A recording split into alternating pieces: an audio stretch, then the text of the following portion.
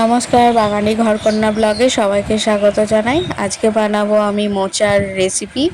এই মোচার রেসিপিটি খুব সহজেই বানিয়ে নিতে পারো, তাড়াতাড়ির মধ্যে খুব সহজেই হয়ে যায়। তো প্রেসার কুকারে আমি মোচাটাকে আর একটা আলু দিয়ে খুব ভালো করে আমি সিদ্ধ করে নিয়েছি।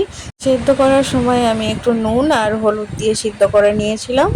তো এরপরে আমি একটা থালাতে নিয়ে এটাকে খুব ভালো করে হাত দিয়ে এটাকে খুব ভালো করে মেখে নিতে হবে, কারণ এর মধ্যে যে এক্সট্রা জলটা রয়েছে সেটা চিপে চিপে বার করে নিতে হবে। দেখো কতটা জল বেরিয়েছে, এই জলটাকে আমি পুরোটাই ছেঁকে নেব। দেখো কতটা জল আমি এর মধ্যে ফেলে দিলাম।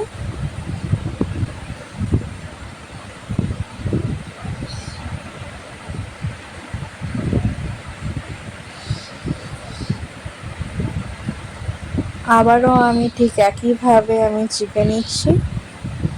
দেখো কতটা অল্প হয়ে গেছে আর অনেকটা জল বেরিয়ে গেছে, এখনো পর্যন্ত জল বেরোচ্ছে। সেই জলটাকে আমি আবারও সেই রকম ভাবে ফেলে দেব। ভিডিওটি টেনে টেনে না দেখে শেষ পর্যন্ত দেখার অনুরোধ রইল। আর আমার নতুন বন্ধু, পুরনো বন্ধু সবাইকেই স্বাগত। যারা নতুন আজকে দেখছো তারা অবশ্যই সাবস্ক্রাইব করে বেল আইকনটা বাজিয়ে রেখো, যাতে তোমাদের কাছে আমার ভিডিওগুলো সবার আগে পৌঁছে যেতে পারে। এটা হয়ে গেছে আমার। এবার আমি সেদ্ধ করে রাখা আলুটাও থালার ওপর নিয়ে নিলাম। দেখতেই পাচ্ছ 4 টুকরো আমি আলু দিয়েছি। এবার আমি কড়াইয়ে তেল গরম করতে বসিয়ে দিলাম। তেলটা গরম হতে থাকুক, ততক্ষণ তোমাদেরকে মোচার কি উপকারিতা রয়েছে সেটা আমি আলোচনা করে নিই। ক্যালসিয়াম, আয়োডিন, ম্যাগনেসিয়াম থাকে, হাড়কে মজবুত করতে সাহায্য করে। প্রচুর পরিমাণে আয়রন থাকে, আর মোচাতে প্রচুর পরিমাণে অ্যান্টিঅক্সিডেন্টও থাকে, যা রোগ প্রতিরোধের ক্ষমতা বাড়াতে সাহায্য করে। আমি এখানে দিয়ে দিলাম বড়ি। বড়িগুলোকে আমি খুব ভালো করে এবার লাল লাল করে ভেজে নেব। বড়িটাকে খুব ভালো করে আমি ভেজে নিচ্ছি।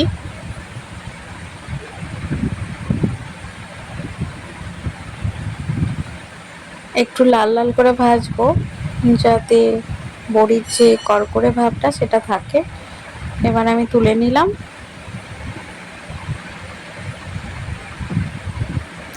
আমি আরও কিছুটা তেল অ্যাড করলাম। এরপর এর মধ্যে আমি 5 ফোড়ন দিয়ে দিলাম।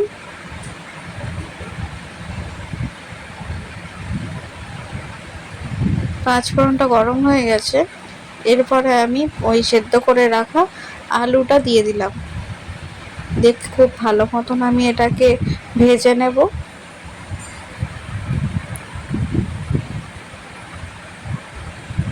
আলুটাকে আমি একটু লাল লাল করে ভাজবো।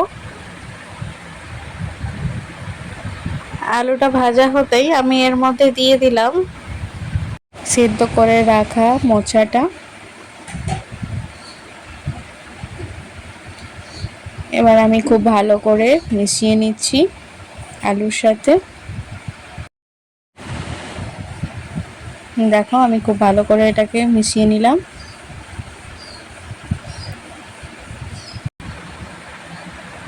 এরপরে আমি দিয়ে দেব স্বাদ মতো নুন,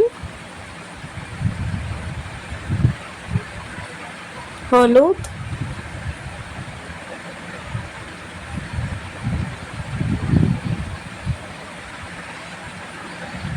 দিয়ে খুব ভালো করে আমি মিশিয়ে নিচ্ছি।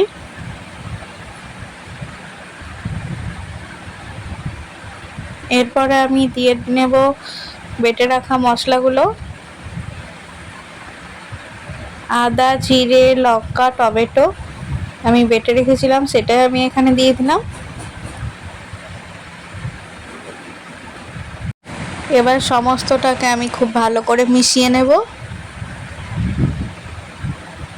দিয়ে মশলা দিয়ে আমি খুব ভালো মতন এটাকে কষে নেব, যাতে মশলার কাঁচা গন্ধ না থাকে।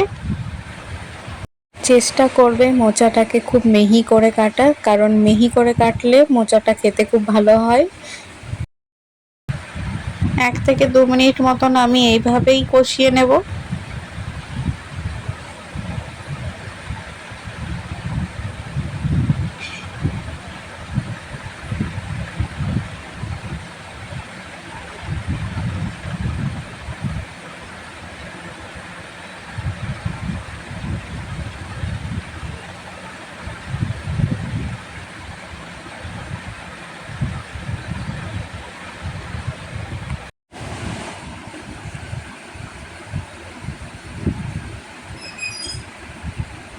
দেখো খুব ভালো করে আমি আবারও নেড়ে দিচ্ছি। এটাকে একটু খুব ভালো মতনই কষতে হবে।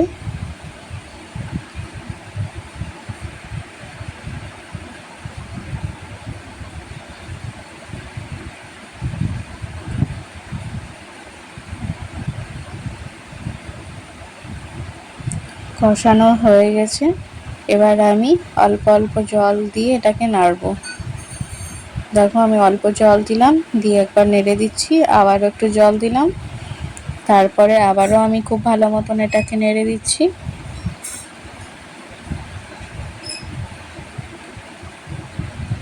আমি আবারও একটুখানি জল দিলাম,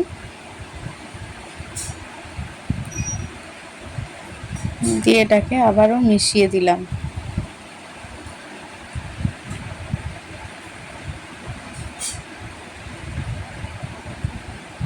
এরপরে ভেজে রাখা বড়িগুলো আমি এর মধ্যে দিয়ে দিচ্ছি।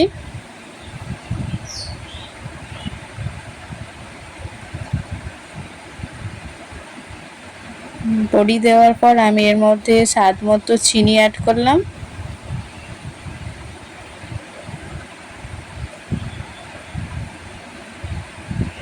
এরপর আমি খানিকটা ঘি মিশিয়ে দিলাম, দিয়ে সমস্তটাকে আমি খুব ভালো করে মিশিয়ে দিচ্ছি।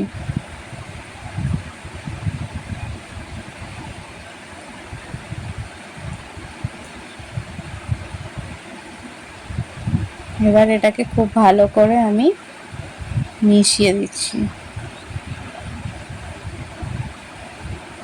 এটা আমার হয়ে গেছে করা। এবার আমি এটাকে নামিয়ে নেব। একটা বাটি নিয়ে নিয়েছি, এরপরে আমি এটাকে এর মধ্যে দিয়ে দিচ্ছি। আজকের ভিডিওটি কেমন লাগলো অবশ্যই কমেন্ট করে জানিও। ভিডিওটি ভালো লাগলে একটা লাইক করে দিও। শেষ পর্যন্ত দেখার জন্য অসংখ্য ধন্যবাদ তোমাদেরকে। এইভাবেই পাশে থেকো, আর যারা এখনো পর্যন্ত সাবস্ক্রাইব করোনি অবশ্যই সাবস্ক্রাইব করে আমার পাশে থেকো। আবারও দেখা হবে নেক্সট ভিডিওতে, ততক্ষণ টাটা।